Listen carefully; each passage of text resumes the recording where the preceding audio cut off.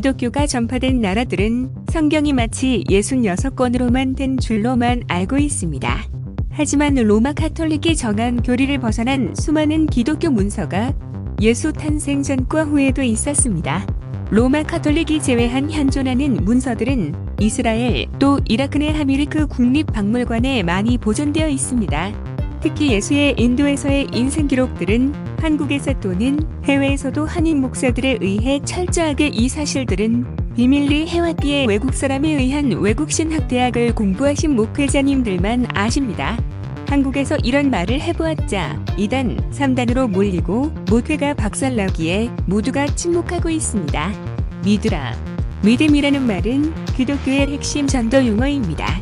하지만 믿으라는 말은 지성과는 반대의 개념입니다. 지성은 믿기 전에 분석하고 의심하고 이것을 통과해야 믿고 받아들이고 다음 단계로 넘어가는 것입니다. 하지만 대상이 전지전능한 신이기에 신을 분석하고 의심하면 불경하다고 하니 종교인들은 분석과 의심을 죄악시합니다. 여기에 큰 함정이 있는 것입니다. 하나님이 두뇌를 주셨으면 그 두뇌를 사용해야 합니다. 그 두뇌의 분석 끝에 의심할 바가 없다면 믿으십시오. 그러하다면 진정한 하나님, 진정한 진리를 만나실 겁니다. 인류는 진정한 하나님을 만나야 하며 그 신을 만나는데 누구의 간섭과 누구의 압박도 없어야 합니다. 자유로운 정신을 바탕에서 여러분의 하나님을 만나십시오. 나그 한마디 문서에 대하여 1945년 발견된 이 문서들은 로마와 그 종교 지배계급에 의해 이단으로 몰려 파기되었던 문서들입니다. 이 문서들은 로마 정교회의 검열을 받지 않았습니다. 또한 이 문서들은 로마인이 아니라 이집트인을 위해 만들어졌기에 로마인의 비위에 맞게 왜곡되거나 편집되지 않았습니다. 얼마나 핍박이 심했으면 가장 발견하기 어려운 사막의 동굴에서 숨겨져 있었고 근 2000년 동안 아무도 발견할 수 없었습니다.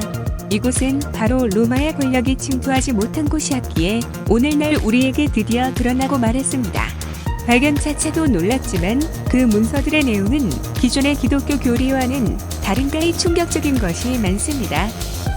이 문서들의 특징은 예수를 직접 보고 경험한 자들을 포함한 직접적인 사실에 근거한 내용들이 주류를 이루고 있다는 것입니다. 정경의 복음서에는 12제자가 많이 보이지만 정작 그들의 저서가 거의 없습니다.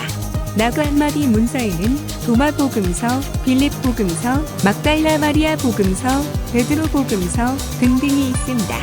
특히 도마 복음서에는 기독교가 인정하는 신약 성경에 나오는 다른 복음서들과는 다르게 기적, 예언의 성취, 종말, 부활, 최후 심판, 대속 등에 관한 언급이 전혀 없으며 일관되게 깨달음을 강조하고 있다고 합니다.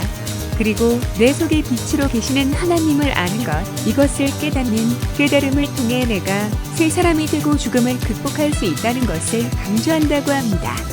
그 복음서와 문서들 내용 중에는 심지어 예수가 십자가에 못 박혀 죽지 않았으며 다른 사람을 대신 십자가에 매달리게 했다는 기록도 있고 막달라 마리아와 결혼해서 아들까지 있었을 것으로 추정되는 내용들도 있다 합니다.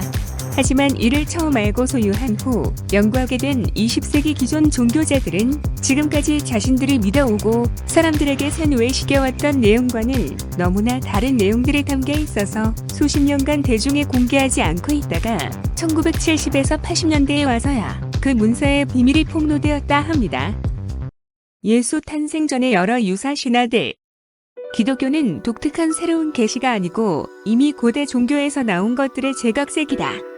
오시리스 디오니소스는 하나님의 아들이다 찬양하라. 예수는 찬양 받으실 하나님의 아들이다. 소아시아 아티스의 어머니는 동정녀 키빌레이다. 시리아 아도니스의 동정녀 어머니는 미르이다. 아이온의 어머니는 동정녀 코레이다. 그리스 디오니소스의 어머니는 동정녀 세멜레이다. 로마 시저는 신의 화신이자 인간 생명의 공동 구원자이다.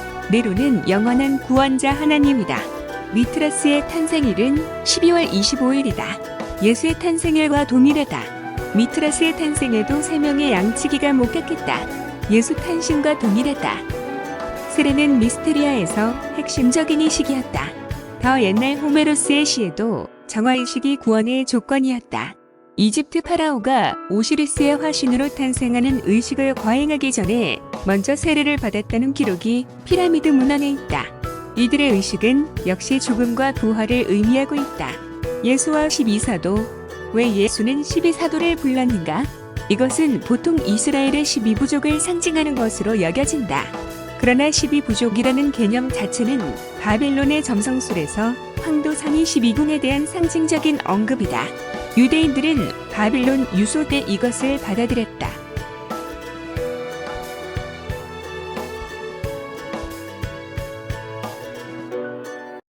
예수의 부모에 대한 기록들.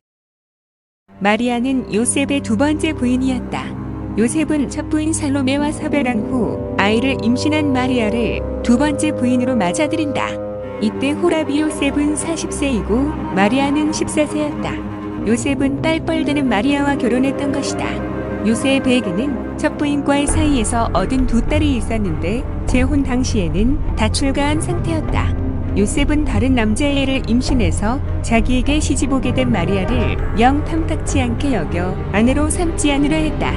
그러나 누군지도 모르는 외간 남자의 애를 혼전 임신한 죄로 돌팔매에 맞아 죽게 된 마리아가 불쌍해서 그냥 데리고 살기로 했다. 요셉은 죽는 날까지도 마리아의 성령 잉태를 믿지 않았다고 한다. 계속해서 누구의냐고 캐물었다고 한다. 아래 기록한 책에 나와 있다. 여러 자료에 의하면 마리아는 로마 병사 판달라에게 성폭행을 당했고 그 사실을 숨기기 위해 성령으로 임신했다고 둘러댔다. 요셉은 마리아를 불쌍히 여겨 같이 살아주었으나 그렇게 태어난 예수와는 늘 충돌이 있었다. 고로 예수는 많은 스트레스를 받으며 자라났다고 상상할 수 있다.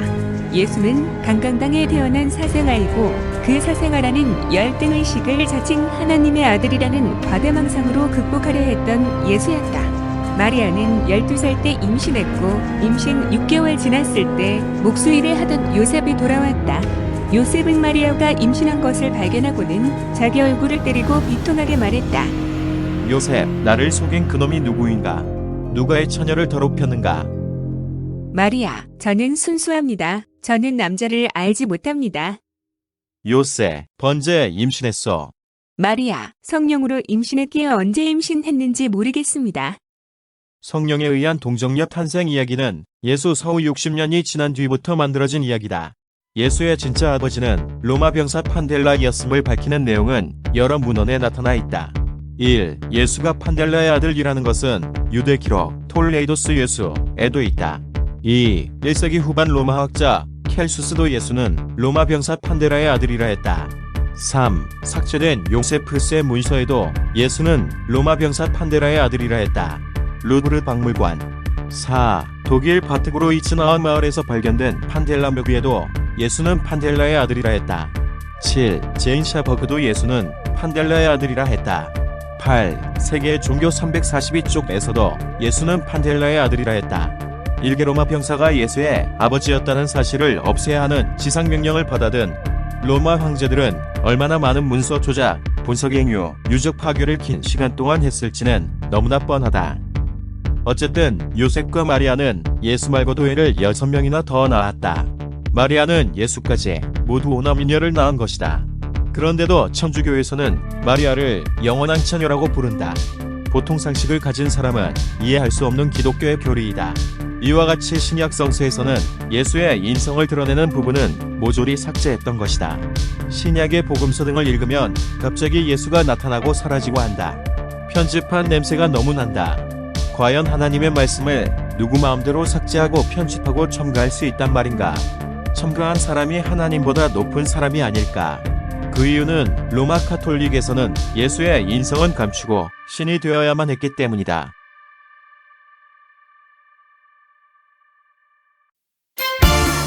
예수의 숨겨진 이야기 1편을 마칩니다. 구독과 좋아요 하시면 인류 천길 본부의 큰 힘이 되겠습니다. 다음 편도 많은 시청 부탁드립니다. 여러분의 행복을 기원합니다.